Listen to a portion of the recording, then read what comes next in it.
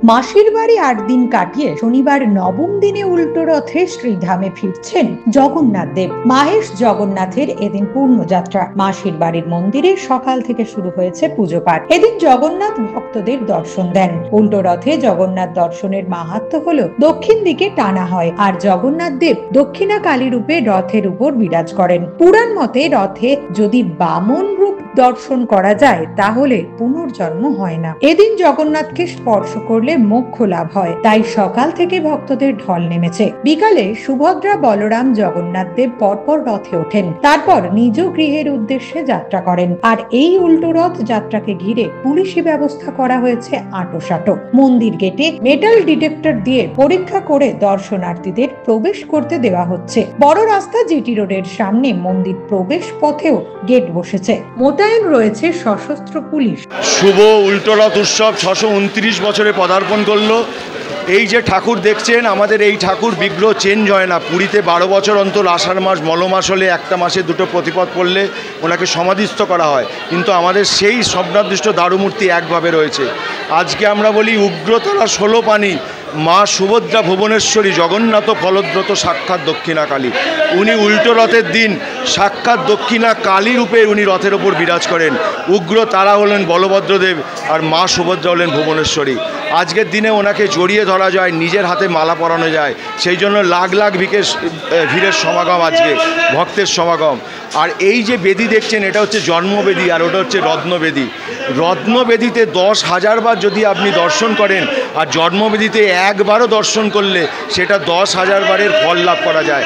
সেই জন্য উল্টো রথের মাহাত্ম্য বেশি, সেই জন্য বিশাল ভক্তের সমাগম, আজকে লাখ লাখ লোকের সমাগম আজকে এই উল্টো রথের দিনে। তাই সবাই আসুন, জগন্নাথ দেবের কৃপা গ্রহণ করুন।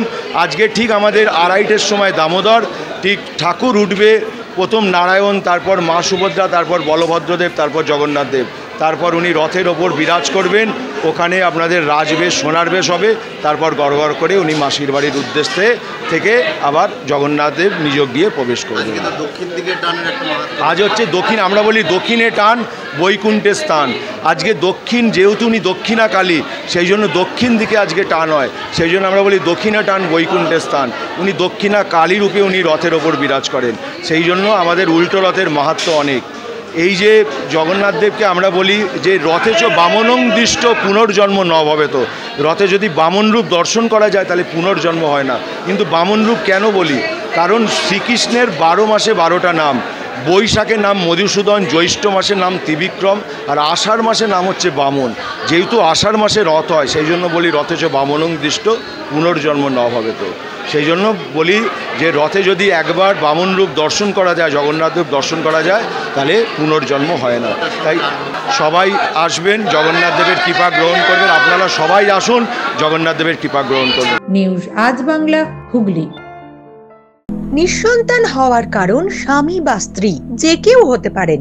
IVF এর অ্যাডভান্স সায়েন্স আর এক্সপার্ট কেয়ার লক্ষ লক্ষ কাপেলের স্বপ্ন সার্থক করেছে। তাই বন্ধাত্বকে হারাতে আপনাদের অবশ্যই আসতে হবে আরামবাগ প্রাণ IVF ফার্টিলিটি সেন্টারে। এখানে চিকিৎসা করিয়ে অনেক দম্পতি সন্তানের মুখ দেখেছেন। আমাদের ঠিকানা আরামবাগ, বসন্তপুর, আমতলা, বিবেকানন্দ পল্লী, 2 নম্বর রেলগেটের পাশেই। মোবাইল নাম্বার 7865858781 অথবা 7908098172।